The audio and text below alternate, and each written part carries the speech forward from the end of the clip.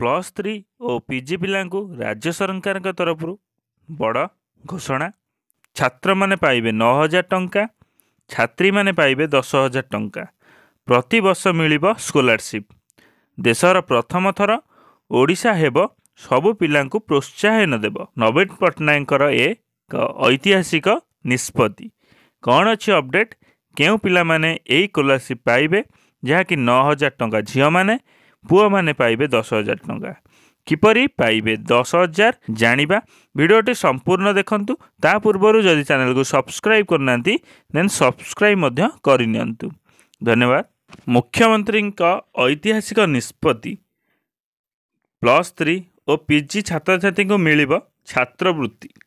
ଉପକୃତ ହେବେ ପାଖାପାଖି 5 ଲକ୍ଷ ପିଲା। ରାଜ୍ୟର ଶିକ୍ଷାର୍ଥୀଙ୍କ ପାଇଁ ଆସିଛି ଏକ ବଡ଼ ଖୁସି ଖବର।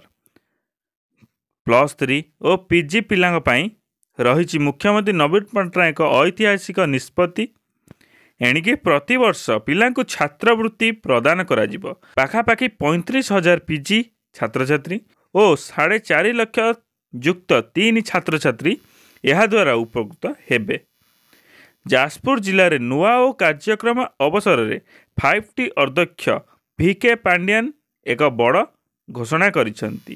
ଛାତ୍ରୀଙ୍କୁ ମିଳିବ 10,000 ଟଙ୍କା ଓ ଛାତ୍ରଙ୍କୁ ମିଳିବ 9,000 ଲେଖାଏଁ ବୃତ୍ତି। ସରକାରୀ କର୍ମଚାରୀ ଓ ଆୟକର ଦାତା ପିଲାମାନେ ମଧ୍ୟ ଏହି ସୁବିଧା ପାଇପାରିବେ। ରାଜ୍ୟ ସରକାର ପ୍ରତିବର୍ଷ ପିଲାଙ୍କୁ ଏହି ଛାତ୍ରବୃତ୍ତି ପ୍ରଦାନ କରିବାକୁ ଘୋଷଣା କରିଛନ୍ତି। ମୁଖ୍ୟମନ୍ତ୍ରୀଙ୍କ ଏହା ଏକ ଐତିହାସିକ ନିଷ୍ପତ୍ତି ବୋଲି ଶ୍ରୀ ପାଣ୍ଡିଆନ୍ କହିଛନ୍ତି। ଆଜି ଶ୍ରୀ ପାଣ୍ଡିଆନ୍ ଯାଜପୁର ଜିଲ୍ଲା ଗସ୍ତରେ ଯାଇଥିବା ସମୟରେ ସେ ପ୍ରଥମ ପର୍ଯ୍ୟାୟରେ NC କଲେଜ ପଡ଼ିଆରେ ଆୟୋଜିତ ନୂଆ ଓ ମହୋତ୍ସବରେ ସାମିଲ ହୋଇଥିଲେ।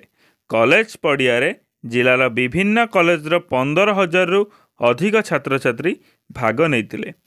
ଏହି ଅବସରରେ ଶ୍ରୀ ପାଣ୍ଡିଆନ୍ ଛାତ୍ରଛାତ୍ରୀଙ୍କ ସହ ଆଲୋଚନା କରିଥିଲେ। ସେଥିପାଇଁ କୁସୁମା ପଡ଼ିଆରେ ମଧ୍ୟ ଭବ୍ୟ ଆୟୋଜନ କରାଯାଇଥିବା ବେଳେ ସେଠାରେ 20,000ରୁ ଯୁବ କର୍ମୀ ସାମିଲ ମଧ୍ୟ ହୋଇଥିଲେ। ଭିଡ଼ିଓଟି ଯଦି ଭଲ ଲାଗିଥିବ ତେବେ ଲାଇକ୍, ସେୟାର, ସବସ୍କ୍ରାଇବ୍ କରିନିଅନ୍ତୁ।